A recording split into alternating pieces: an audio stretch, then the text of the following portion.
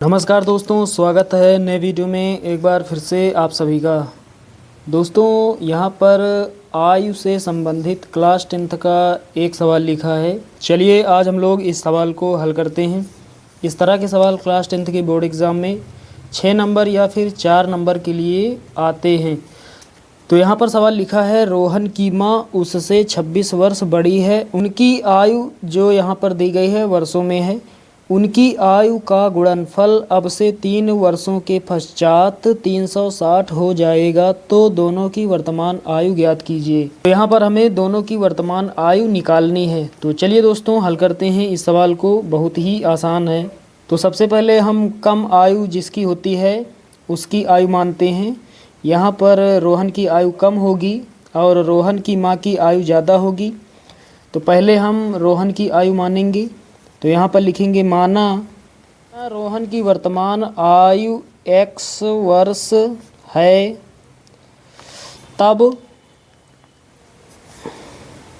तब माँ की आयु, तब रोहन की जो माँ है उसकी आयु कितनी होगी। सवाल में लिखा है रोहन की माँ उससे 26 वर्ष बड़ी है। रोहन की माँ उससे यानी रोहन की माँ रोहन से 26 वर्ष बड़ी है। तो रोहन की वर्तमान आयु हमने मानी है x वर्ष।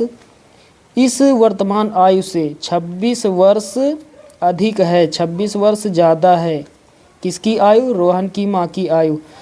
तो यहाँ पर हमने क्या लिखा, माना रोहन की वर्तमान आयु x वर्ष है, तब माँ की आयु यानी रोहन की जो माँ है उसकी आयु कितनी होगी, x प्लस 26 वर्ष, x प्लस 26 वर्ष होगी। दोस्तों यहाँ पर लिखा है सवाल में उनकी आयु का गुणनफल अब से 3 वर्षों के पश्चात। तो यहाँ पर 3 वर्ष बाद की बात हो रही है। पश्चात का मतलब बाद होता है। तो 3 वर्ष बाद दोनों की वर्तमान आयु निकाल लेते हैं। तो यहाँ पर लिखेंगे 3 वर्ष बाद या फिर पश्चात। तो 3 वर्ष पश्चात दोनों की आयु निकाल लेते हैं। तो सबसे पहले लिखेंगे रोहन की आयु, 3 वर्ष के बाद रोहन की आयु कितनी होगी, बराबर लगाएंगे। रोहन की वर्तमान आयु हमने मानी है x वर्ष, पश्चात लिखा है इसके लिए प्लस लगाएंगे और प्लस के बाद कितना लिखेंगे, कितने वर्ष की बात हो रही है, 3 वर्ष की। तो प्लस के बाद लिखेंगे 3 और बगल में लिखेंगे वर्ष, यानी 3 वर्ष बाद रोहन की आयु कितनी होगी, x प्लस 3 वर्ष। तथा माँ की उम्र, रोहन की जो माँ है उसकी उम्र, तथा माँ की आयु बराबर लगाएंगे। माँ की आयु कितनी है, माँ की वर्तमान आयु है x प्लस 26, x प्लस 26 और इसके बाद कितना लिखेंगे, पश्चात लिखा है प्लस लगाएंगे। कितने वर्ष की बात हो रही है, 3 वर्ष की। तो यहाँ पर प्लस के बाद 3 लिखेंगे, कितना हो जाएगा, x प्लस 26 3 29, यहाँ पर लिखेंगे 29, बगल में लिखेंगे वर्ष। तो 3 वर्ष पश्चात रोहन की आयु कितनी होगी, x प्लस 3 वर्ष, तथा रोहन की माँ की आयु कितनी होगी, x प्लस 29 वर्ष। अब इसके बाद दोस्तों लिखेंगे प्रश्नानुसार। चलिए अब हम लोग सवाल को प्रश्न के अनुसार हल करेंगे। तो यहाँ पर प्रश्न हमसे कह रहा है उनकी आयु का गुणनफल अब से 3 वर्षों के पश्चात, अब से 3 वर्षों के पश्चात रोहन की उम्र और रोहन की माँ की उम्र का गुणनफल। तो रोहन की उम्र जो है वो 3 वर्षों के पश्चात है x प्लस 3 वर्ष और 3 वर्षों के पश्चात उसकी माँ की उम्र है x प्लस 29 वर्ष। इन दोनों का गुणनफल, तो x plus 3 into x plus 29, 3 वर्षों के पश्चात उनकी आयु का गुणनफल, 3 वर्षों के पश्चात उनकी आयु का गुणनफल कितना हो जाएगा, 360 हो जाएगा। बराबर में लिखेंगे 360।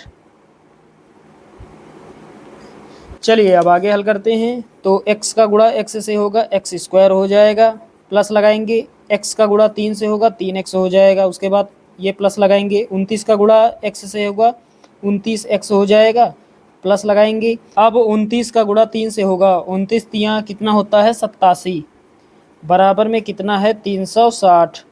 अब आगे सॉल्व करते हैं। पहले एक्स स्क्वायर लिखेंगे, उसके बाद प्लस लगाएंगे। 29x में 3x जोड़ेंगे, कितना होगा 29 और 3 कितना हो जाएगा 32x।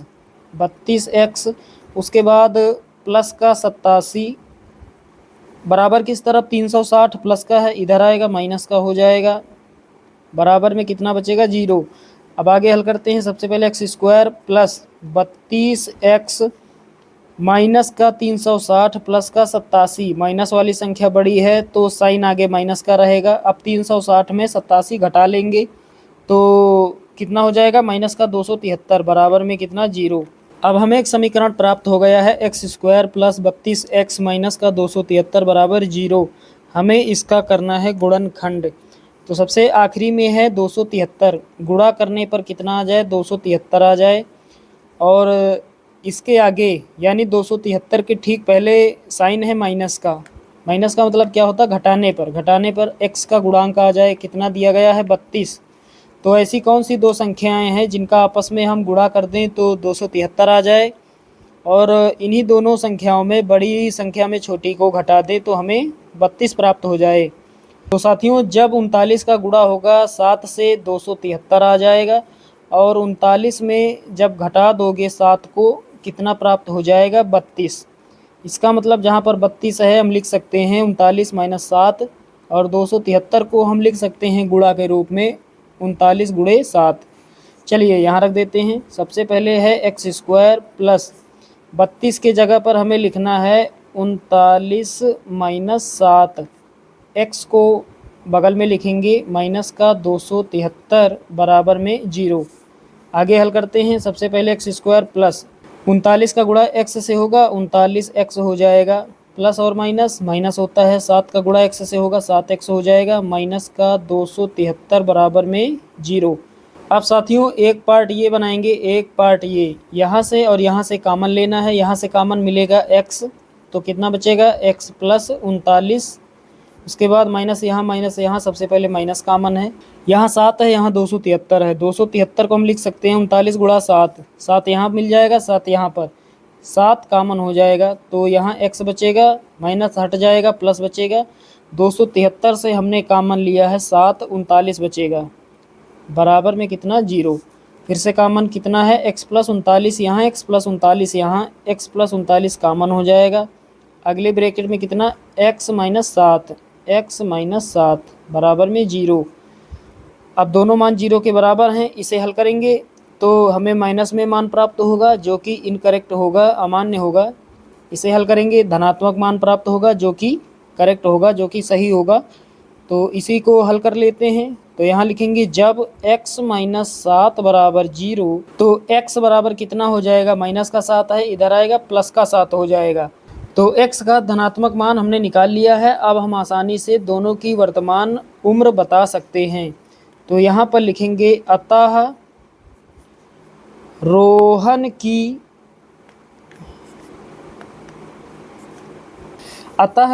की वर्तमान आयु, रोहन की वर्तमान आयु हमने मानी है x वर्ष। x का मान कितना 7 प्राप्त हुआ है, तो यहाँ लिखेंगे 7 वर्ष, तथा उसकी माँ की उम्र। तो रोहन की माँ की वर्तमान आयु है x प्लस 26 वर्ष। x का मान कितना 7 प्राप्त हुआ है, तो 7 और 26 कितना हो जाएगा 33। तो 33 लिखेंगे, बगल में लिखेंगे वर्ष होगी। अतः रोहन की वर्तमान आयु 7 वर्ष तथा उसकी माँ की आयु 33 वर्ष होगी, और यही हमारा फाइनल आंसर हो जाएगा। तो साथियों उम्मीद करता हूँ कि ये सवाल आप सभी लोग अच्छे से समझ गए होंगे। चलिए दोस्तों मिलते हैं अगले वीडियो में, तब तक के लिए जय हिंद।